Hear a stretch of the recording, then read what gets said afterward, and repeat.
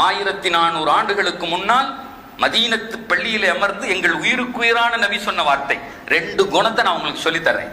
அதை மட்டும் நீங்க புடிச்சுக்கிட்டீங்கன்னா அது சொர்க்கத்துல கொண்டு வந்து உங்களை விட்டுரும். நான் அங்க வந்து பாத்துக்கிறேன். நாங்க சஹாபாக்கள் கேட்டாங்க, யார சொல்ல, உடனே சொல்லுங்க, எங்களுக்கு சொர்க்கத்தை விட நாங்க உங்களை பார்ப்போம் இருக்குல்லங்க. உயிரே வச்சிருந்தாங்க ரசூல்லா, உயிரே வச்சிருந்தாங்க, உயிரையே வச்சிருந்தாங்க.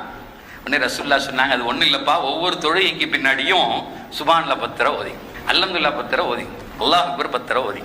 ஒரு செயலை செஞ்சா அல்லாஹுக்கு 10 நன்மையை மறுமையில தருவான். 5 வக்திலையும் ஒருத்தர் 30 தடவை ஓதுனா எத்தனை தடவை சார்? 150 தடவை. நம்ம கணக்குல 150 தடவை, அல்லாஹ் கணக்குல 10.